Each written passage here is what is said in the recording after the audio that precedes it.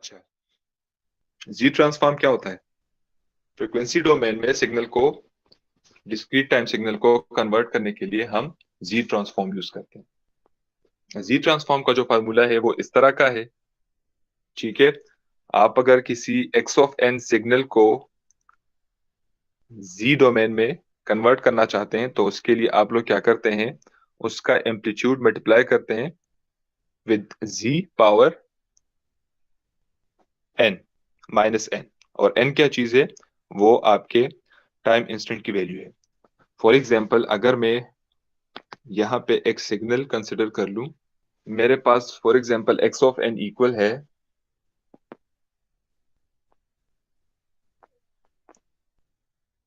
1 2 5 7 0 1, ठीक है। जब हम कोई ओरिजिन इंडिकेट नहीं करते अपने सिग्नल के अंदर तो बाय डिफॉल्ट हमारा फर्स्ट जो वो होता है वैल्यू होती है, वही हमारा ओरिजिन पे एम्पलीट्यूड होता है, ठीक है। अब इसी सिग्नल को मैं इसका जी ट्रांसफॉर्म फाइंड करना चाहता हूँ। कैसे करूं? एक्स एन जेड पावर -1 -0 उसी फॉर्मूले पावर। को यूज करते हैं, उसी फॉर्मूले को जो मैनुअल के अंदर यहाँ पे गिवन है, इसी फॉर्मूले को हम यूज कर देते हैं, ठीक है। X of z equals to x of n z power minus n. तो अगर हम यहाँ पे आ जाए तो एक्स ऑफ जी हमारे पास इक्वल हो जाएगा किस चीज के? यहाँ पे हमारे पास एन की वैल्यू है 0, इसको हमने ओरिजिन कंसिडर कर दिया, ऐसा है, ठीक है। तो ये हो जाएगा 1 n2 what? Z power -1। Z power -1 Z power 0, 0 क्योंकि 0। इस पॉइंट हमारे पास n की वैल्यू 0 है। अगर मैं थोड़ा सा यहाँ पे लिख दूं इसके साथ, ये n की वैल्यू यहाँ पे 0 है, टाइम इंस्टेंट की वैल्यू यहाँ पे 0 है, यहाँ पे 1, यहाँ पे 1, यहाँ 2 3 4 5, ठीक है। अब जी पावर 0 हो गया, फिर उसके बाद plus 2 z power -1 -1 plus 5 z power -2 plus 7 z power -3, और उसके बाद 0 है तो 0 को यहाँ पे छोड़ दे, क्योंकि 0 के साथ जो भी मल्टीप्लाई होता है उससे 0 आता है। और उसके बाद आ जाएगा ये क्या है, 1 है, तो ये हो जाएगा 1 जी पावर -5, ठीक है। तो इससे आता है 1 plus 2 z power -1 plus 5 z power -2 plus 7 z power -3 and z power -5। तो ये इसका इक्विवेलेंट जी ट्रांसफॉर्म हो गया, ठीक है। अब यहाँ पे रीजन ऑफ कन्वर्जेंस क्या होता है? ROC जिसको हम कहते हैं। सर, वो रेंज जिसके अंदर वो कन्वर्ज हो जाए sir. Region of convergence set of all values होता है जिसमें आपके पास z की वैल्यूज क्या हो, फाइनाइट हो। z की जिन जिन वैल्यूज पे आपके पास ये जो वो है इक्वेशन है वो इनफाइनाइट हो जाता है, तो उसको हम रीजन ऑफ कन्वर्जेंस से निकाल देते हैं, ठीक है। ऐसे वैल्यूज जिस पे ये इक्वेशन आपके पास इनफाइनाइट इंफिनिटी की तरफ चला जाए, उस z की उस वैल्यू को हम रीजन ऑफ कन्वर्जेंस से निकाल देते हैं, ठीक है। Region of convergence set of वो वैल्यूज होता है जिसमें आपके पास ये इक्वेशन फाइनाइट हो, ठीक है। इस केस में रीजन ऑफ कन्वर्जेंस के अंदर हमारे पास जी की कौन सी वैल्यूज हैं? सर 0 के अलावा बाकी सर।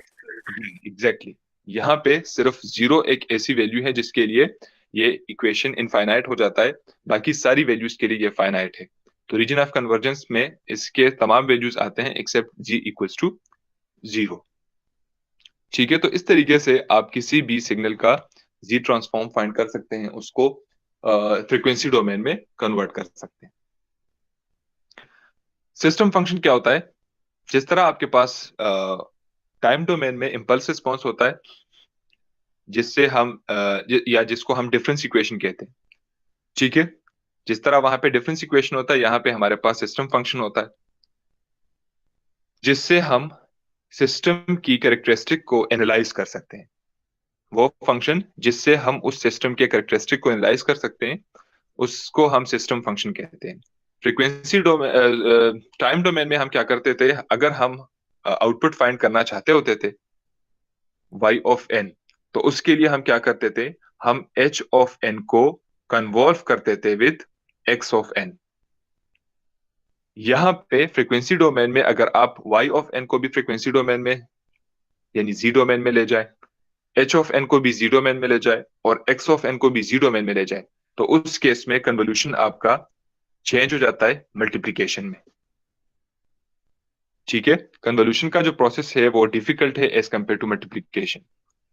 तो हम क्या कर देते हैं, हम अपने कंप्यूटेशंस को कम करने के लिए अपने सिग्नल्स को फ्रीक्वेंसी डोमेन में कन्वर्ट कर देते हैं और उसके बाद कन्वोल्यूशन की बजाय मल्टीप्लिकेशन के थ्रू उसका आउटपुट फाइंड कर देते हैं इजीली। ठीक है, तो अगर हम इसको भी जी डोमेन में ले जाए, इसको भी और इसको भी, तो उस केस में आपके पास आउटपुट सिग्नल को फाइंड करना आसान हो जाता है इस तरीके से। y of z equals to h of z multiply by x of z। h of z क्या चीज है, ये ट्रांसफर फंक्शन है। ठीक है, जिस तरह आपके पास टाइम डोमेन में इंपल्स रिस्पॉन्स होता है उसी तरीके से यहाँ पे आपके पास ट्रांसफर फंक्शन होता है जिसको आप इनपुट सिग्नल से अगर मल्टीप्लाई कर ले तो उससे आपके पास आउटपुट आ जाता है। ठीक है, अगर आप यूनिट इंपल्स सिग्नल के लिए अपने सिस्टम को टाइम डोमेन में चेक करते हैं तो उससे आपके पास जो रिस्पॉन्स आता है उसको हम इंपल्स रिस्पॉन्स कहते हैं। उसी रिस्पॉन्स को फ्रीक्वेंसी डोमेन में फ्रीक्वेंसी रिस्पॉन्स कहते हैं। ठीक है, अच्छा, इसके अलावा आपके पास पोल्स एंड जीरो होते हैं हर एक ट्रांसफर फंक्शन के। फॉर एग्जांपल ये आपका एक सिस्टम फंक्शन या ट्रांसफर फंक्शन है,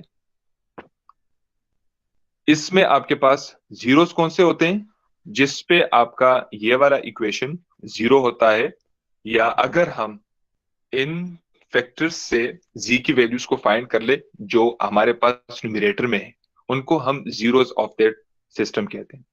और अगर आप डिनोमिनेटर से इसके फैक्टर्स फाइंड कर ले तो उससे हमारे पास जो जी की वैल्यूज आती है वो हमारे पास उस सिस्टम के पोल्स होते हैं।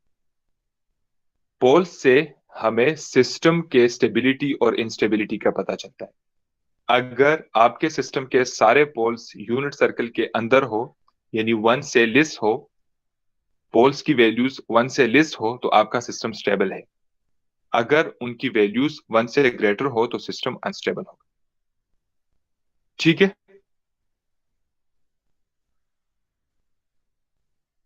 अच्छा, मैटलैब के अंदर अगर आपने पोल्स एंड जीरोस फाइंड करना हो तो उसके लिए आप रूट्स का फंक्शन भी यूज कर सकते हैं। ठीक है, इसके अलावा जी प्लेन भी यूज कर सकते हैं अगर उसको वीव करना हो। यहाँ पे ये जो फिगर है ये है for the poles and zero plot of a moving average filter. अगर आप मूविंग एवरेज फिल्टर का वो जी प्लेन देख लें तो उसके पोल्स जो हैं वो सारे ओरिजिन पे आते हैं। ठीक है, ऐसा सिस्टम, अच्छा, हर एक सिस्टम में ये भी याद रखें कि जितने उनमें जीरोस होते हैं उतने ही उनमें पोल्स होते हैं। Number of poles and number of zeros किसी सिस्टम के अंदर, वो हमारे पास किसी ट्रांसफर फंक्शन में हमारे पास जितने भी जीरोस एंड पोल्स होते हैं वो सारे सेम होते हैं। ठीक है, उनकी जो नंबर होती है वो दोनों की सेम होती है। अगर 5 पोल्स हैं तो 5 जीरोस भी होंगे, अगर 10 पोल्स हैं तो 10 जीरोस भी होंगे। यहाँ पे अगर हम देख लें तो 1 2 3 4 5 6 सॉरी 1 2 3 4 5 6 7 8, तो ये तो 8 हो गए। यहाँ पे पोल्स भी अगर हमारे पास जीरो जो है वो, हाँ ठीक है, सही है, अगर जीरो हमारे पास 8 है तो पोल्स भी हमारे पास 8 होने चाहिए। एक पोल यहाँ पे है और 7 पोल्स यहाँ ओरिजिन पे है। ठीक है, अगर आप इस जीरो के अंदर देख लें तो एक क्रॉस लगा हुआ है।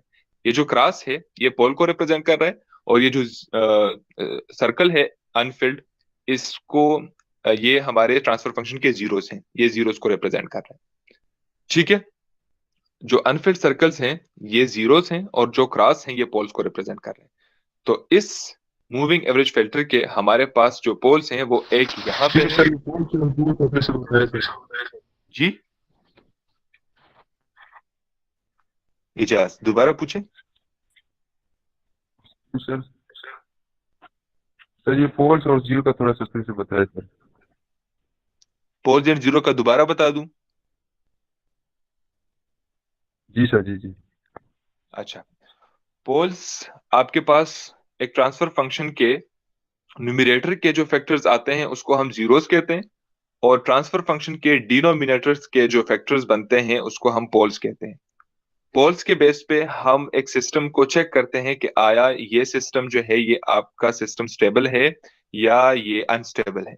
अगर सारे पोल्स यूनिट सर्कल के अंदर हो यानी उनकी वैल्यूज 1 से लेस हो तो हम कहते हैं कि ये जो सिस्टम है ये स्टेबल है।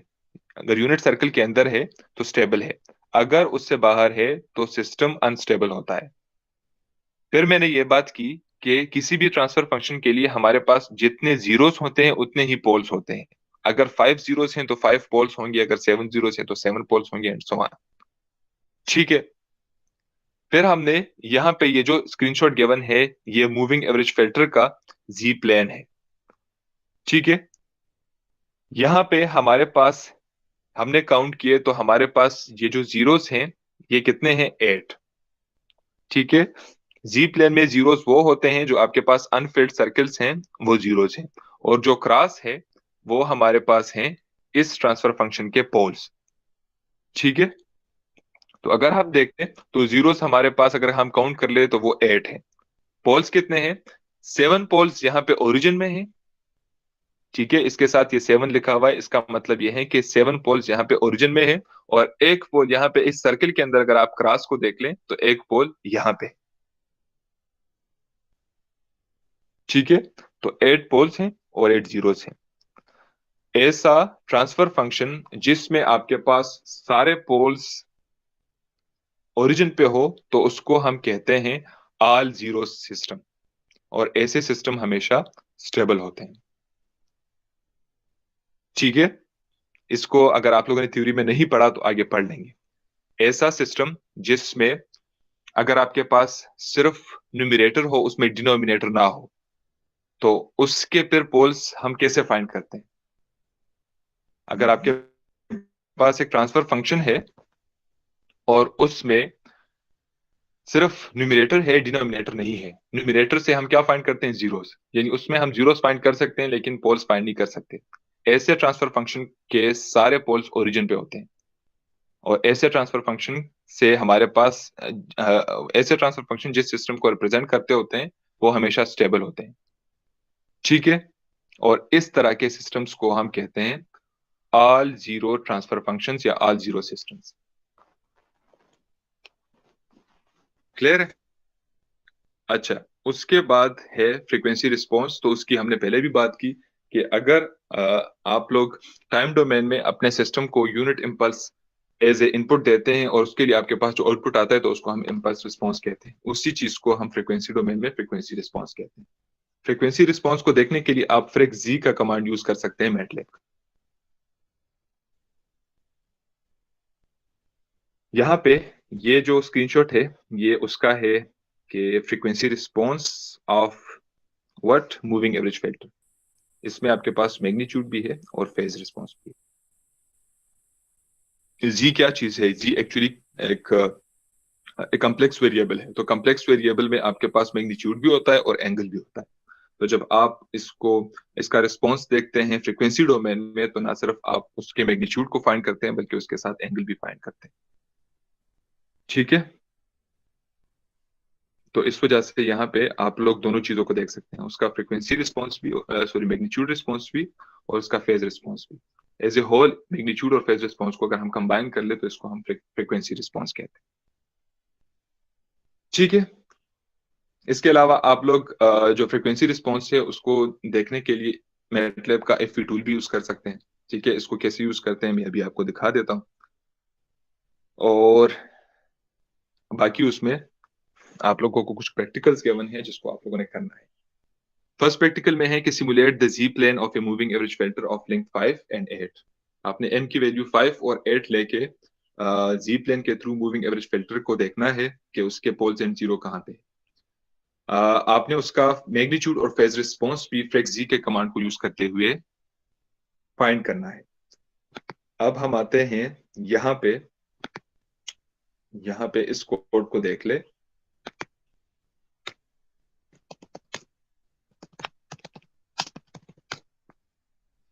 यहाँ पे हमने m की वैल्यू ले ली 8। ये प्रैक्टिकल नंबर 1 में जो दो केसेस हैं कि 5 के लिए भी आप लोगों ने करना है, 8 के लिए भी करना है। तो 8 वाला मैं आपको दिखा देता हूँ, 5 वाला आप लोग फिर खुद कर लेंगे। m की वैल्यू हमने यहाँ पे ले ली 8। तो 8 के लिए हमारे पास जो न्यूमरेटर हो जाएगा वो इस तरह का हो जाएगा और डिनोमिनेटर हमारे पास 1 है। ठीक है, इसको हमने लास्ट लेब में भी कवर किया था कि किस तरह से आप मूविंग एवरेज फिल्टर को इंप्लीमेंट करते हैं। तो ये एक मूविंग एवरेज फिल्टर को रिप्रेजेंट कर रहा है जिसमें आपके पास डी न्यूमरेटर में 1 over m multiply by 1s of 1 and m है और डिनोमिनेटर में हमारे पास 1 है। यानी आपके पास जो मूविंग एवरेज फिल्टर, अगर 3 पॉइंट्स का मूविंग एवरेज फिल्टर हो तो उसका डिफरेंस इक्वेशन इस तरह बनता है, y of n equals to x of, अगर वो 3 पॉइंट्स है तो 1 over 3 x of n minus 1 या n प्लस 1 पहले कर दे, plus 1 over 3 x of n plus 1 over 3 x of n minus 1। अगर 3 पॉइंट मूविंग एवरेज फिल्टर होता है तो हम जिस पॉइंट को कंसिडर कर रहे हैं, जिस टाइम इंस्टेंट को कंसिडर कर रहे हैं, उसके मैग्नीट्यूड को 1 ओवर 3 से मल्टीप्लाई करके प्लस करते हैं उसके लेफ्ट साइड पे पॉइंट के साथ और उसके राइट साइड पॉइंट के साथ। ऐसा ही होता है ना? कोई कंफ्यूजन है तो पूछ ले जी। क्लियर है सर। ठीक है, तो अगर हम इस इक्वेशन से डिनोमिनेटर और numerator of the system find करना चाहते हैं तो कैसे करते हैं? तो d यहाँ पे जो सॉरी न्यूमरेटर जो है n यहाँ पे वो हमारे पास इक्वल है किस चीज के? 1 ओवर 3 1 ओवर 3 1 ओवर 3। ठीक है, ये आपका न्यूमरेटर है और डिनोमिनेटर में अगर आप देख लें तो आपके पास इसके साथ 1 है, तो डिनोमिनेटर को हमने 1 कंसिडर कर दिया। तो प्रैक्टिकल नंबर 2 जो पिछले लैब में गिवन था उसमें आपके पास डिफरेंस इक्वेशन इस तरह का गिवन था। ठीक है, इस तरह का एक डिफरेंस इक्वेशन आपको गिवन था, उससे आप लोगों ने डिनोमिनेटर और न्यूमरेटर फाइंड करके उसका इंपल्स रिस्पॉन्स फाइंड करना था। अच्छा, तो यहाँ पे हमने क्या किया, हमने b में x के मैग्नीट्यूड सेव कर दिया, उसको न्यूमरेटर में सेव कर दिया और डिनोमिनेटर में हमारे पास क्या आ गया? 1 आ गया। हमने क्या कर दिया, हमने इसका पोल एंड जीरो प्लॉट कर दिया और उसके बाद इसका फ्रीक्वेंसी रिस्पॉन्स प्लॉट कर दिया। ठीक है, इसको अगर हम रन कर ले तो यहां पे अगर हम देख ले तो इसमें अगर हम 8 point moving average filter consider करते हैं तो आपके पास टोटल 7 पोल्स और 7 जीरोस आते हैं। ठीक है, 1 2 3 4 5 6 7, तो इसमें 7 जीरो हो गए और पोल्स जितने भी हैं वो सारे यहाँ पे ओरिजिन में हैं। ठीक है,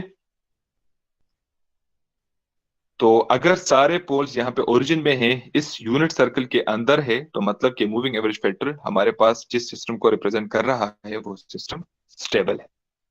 ठीक है, इसी तरह इसका जो फ्रीक्वेंसी रिस्पॉन्स है उसमें हमारे पास ये उसका मैग्नीट्यूड रिस्पॉन्स हो गया और ये उसके एंगल का रिस्पॉन्स हो गया।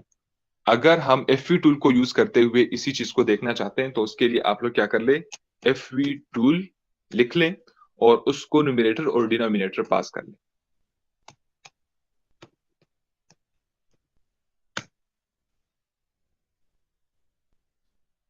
ठीक है, तो यहां पे अगर आप देख लें तो यह इसका मैग्नीट्यूड रिस्पॉन्स हो गया। इस पे अगर क्लिक कर ले तो इससे आपके पास फेज रिस्पॉन्स आ जाता है। अगर आप थर्ड आइकन पे क्लिक कर ले तो उससे आपके पास दोनों रिस्पॉन्सेज जो है मैग्नीट्यूड और फेज दोनों रिस्पॉन्स आ जाते हैं। ठीक है, जो कि क्या है आपका as a whole frequency response है। अगर आप अपने सिस्टम को उसका फ्रीक्वेंसी रिस्पॉन्स देखना चाहते हैं एज ए होल तो उसके लिए आप लोग इस थर्ड ऑप्शन को क्लिक करें। ठीक है, इसके अलावा इसमें आप ग्रुप डिले रिस्पॉन्स भी देख सकते हैं, फेज डिले रिस्पॉन्स भी देख सकते हैं, इम्पल्स रिस्पॉन्स भी देख सकते हैं, स्टेप रिस्पॉन्स भी देख सकते हैं, सारी चीजें जीरो एंड वो प्लॉट भी देख सकते हैं। ठीक है, एफवी टूल मैंने यूज किया, उसमें आपके पास सारी चीजें पहले से मौजूद हैं। इसके अलावा आप उसके फिल्टर कोफिशिएंट्स भी देख सकते हैं, ये सारी चीजें देख सकते हैं। लेकिन इस लैब में हमारा जो मेन फोकस है वो फ्रीक्वेंसी रिस्पॉन्स और पोल जीरो प्लॉट पे है। तो ये चीजें आप इसमें एफवी टूल में इस एक कमांड से ये सारी चीजें आप देख सकते हैं। क्लियर है? Yes sir. अच्छा अच्छा, उसके बाद है derive the transfer function of A digital system defined by the equation. ये जो नीचे इक्वेशन गिवन है इसका आपने ट्रांसफर फंक्शन फाइंड करना है। और उसके बाद भी जो क्वेश्चन है उसमें भी एक डिफरेंस इक्वेशन गिवन है, उसका आपने ट्रांसफर फंक्शन फ्रीक्वेंसी डोमेन में फाइंड करना है और देखना है कि सिस्टम स्टेबल है या अनस्टेबल। ठीक है, और बाकी जो चीजें रिक्वायर्ड है, plot the magnitude and phase response, तो वो भी आप लोगों को मैंने दिखा दिया कि किस तरह आप किसी फंक्शन का फ्रीक्वेंसी और फेज रिस्पॉन्स, मैग्नीट्यूड और फेज रिस्पॉन्स प्लॉट कर सकते हैं। इसमें भी यही है, display the pole zero plot and impulse response of the current system. अच्छा, इम्पल्स रिस्पॉन्स के लिए आप एम जी का फंक्शन यूज कर सकते हैं। ठीक है, अगर हम यहाँ पे लिख ले एम जी और उसको फिर न्यूमरेटर और डिनोमिनेटर पास कर ले, तो उससे आप इम्पल्स रिस्पॉन्स भी देख सकते हैं उस सिस्टम का। ठीक है, अच्छा, किसी सिस्टम का ट्रांसफर फंक्शन कैसे डिराइव करते हैं?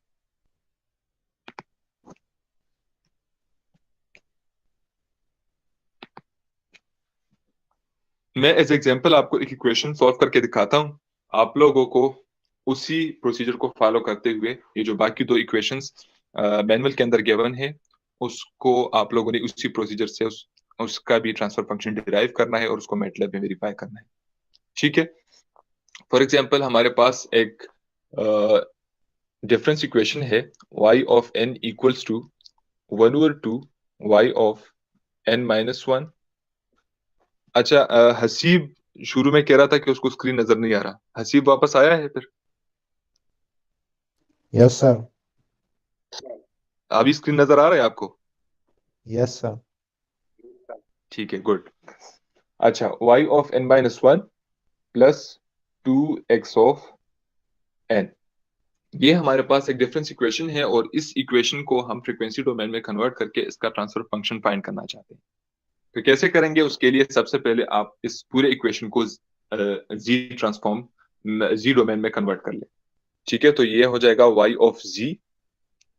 ठीक है, y ऑफ n को अगर आप उसको ट्रांसफॉर्म कर ले z में तो उसका इक्विवेलेंट जो बनता है वो y ऑफ z बनता है। ठीक है, इसी तरह इसका बन जाएगा 1/2 y of z and z power minus 1। ठीक है, क्योंकि इस केस में n की वैल्यू 1 हो जाएगी। इसी तरह प्लस 2x ऑफ z, ये हो जाएगा। अब इसमें हम क्या कर लेते हैं, y ऑफ z और इस वाले y ऑफ z के टर्म को भी इस साइड पे शिफ्ट कर देते हैं। ये हो जाएगा minus 1/2 y of z into z inverse equals to 2x of z। ठीक है, अब यहां से अगर हम y ऑफ z को कॉमन कर ले तो ये हो जाएगा 1 minus 1/2 z inverse equals to 2x of z।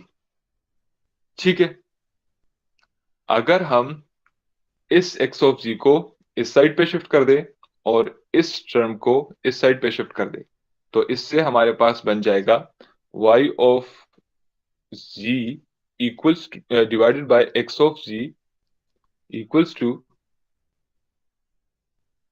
2 divided by 1 minus 1/2 z inverse. अब जो y of z divided by x of z है, ये क्या चीज है? ये आपका ट्रांसफर फंक्शन है h of z which is equal to 2 divided by 1 minus 1/2 z inverse. तो ये हमने इस डिफरेंस इक्वेशन से इस सिस्टम का ट्रांसफर फंक्शन z डोमेन में फाइंड कर दिया है। ठीक है, डिराइव कर दिया है। अब हम चेक करना चाहते हैं कि हमने ये जो ट्रांसफर फंक्शन डिराइव किया है ये सही है भी या नहीं, इसको हम मैटलैब से वेरीफाई कर देते हैं। ठीक है, इक्वेशन हमारा क्या है, ये वाला है, y of n equals to 1/2y of n minus 1 plus 2x of n। अगर हम इस इक्वेशन से y ऑफ n वाले एक साइड पे कर ले और x ऑफ n वाले दूसरे साइड पे, तो ये बन जाएगा y of n minus 1/2y of n minus 1 equals to 2x of n। तो इस केस में हमारे पास न्यूमरेटर में वैल्यू आ जाएगी b इक्वल्स टू 2, जो x साइड पे वैल्यूज होती है वो हमारे न्यूमरेटर्स में आ जाती है, और a में हमारे पास वैल्यूज आ जाएगी 1 और माइनस 1/2। ठीक है, तो अगर हम मैटलैब में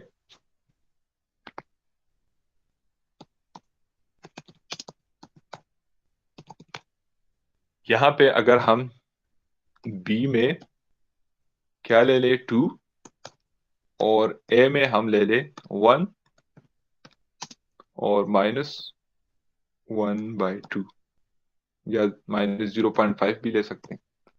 ठीक है,